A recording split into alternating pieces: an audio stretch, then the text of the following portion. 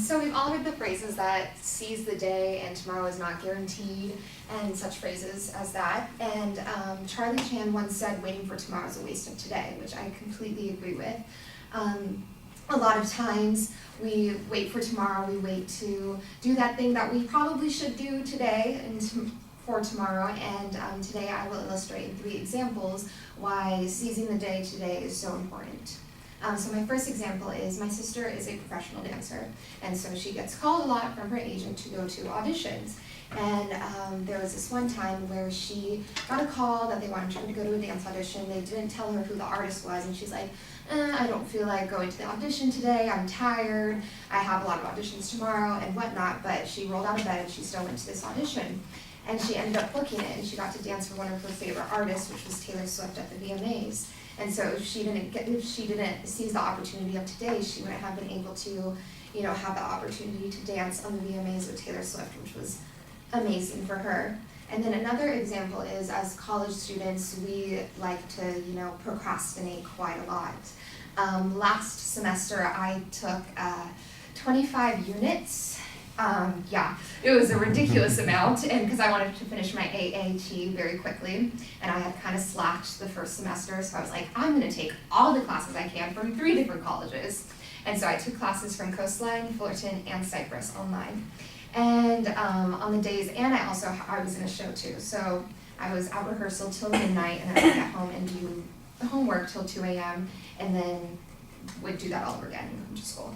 And so I would usually put off things if I had a free day, like a weekend. I'd be like, I just want to sleep today, I don't want to do my homework, I have an essay due at 11:59 tomorrow, but I'll just do it tomorrow, even though I'll be completely stressed out. And so on those days, those probably would have been a good opportunity to seize the day and not wait for tomorrow, so I wouldn't cause myself so much stress.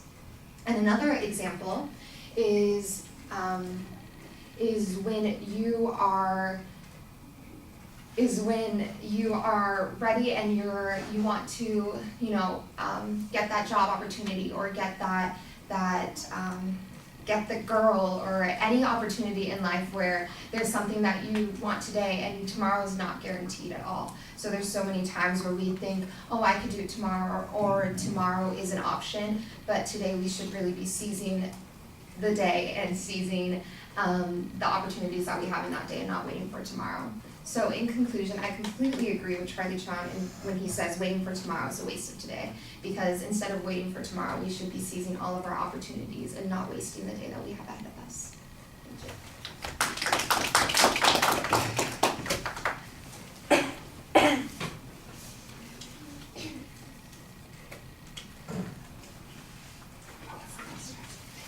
you. All I want to do now is sing Newsies.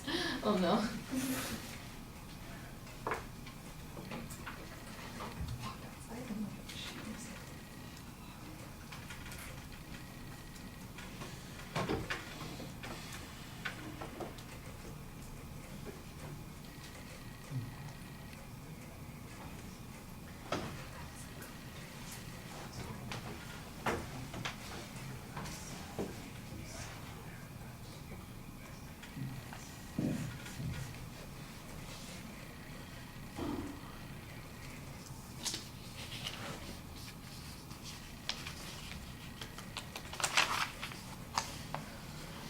All right, well, I like the example at the beginning. I thought it gave you a good opportunity to kind of tie into the quote that you had, referencing the other well-known aphorisms about using your time. That was fine. Your point of view is clearly stated, so you've got a good thesis statement.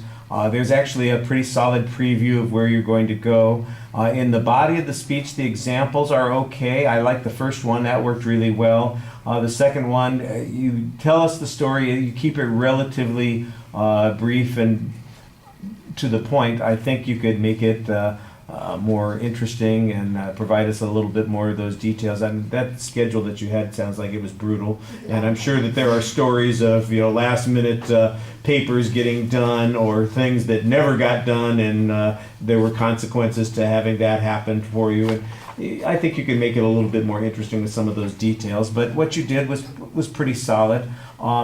You have, in the presentation, your voice is loud and clear. You've got a lot of energy there. There's not hesitation. You're fluent while you're speaking. That's all very good. The gestures are good, sometimes a little bit limited. I think you could be a bit more engaged. Your facial expressions, though, are pretty vivid. Eye contact is an issue occasionally. You have a tendency to drop your eye contact. It's very obvious when you're making a transition to another point, because that's the spot where you choose to look away from everybody. You're talking to us, and then it's like, and now the next thing that I'm going to talk about, and you kind of look down, and, what is the next thing I'm going to talk about? I'm going to see it on the floor there. Oh, there it is, and then you look up and start talking to us. So it's a little obvious that it's going there. It wasn't bad the rest of the time. I thought you were doing a good job. I just thought that that was something that's noticeable that you might want to pay attention to. When you get your evaluation back, you're going to notice that it's on 2 separate evaluation forms. That's because I didn't notice before I started writing the notes that the evaluation form that you gave me was for the informative speech, which has nothing to do with the current assignment.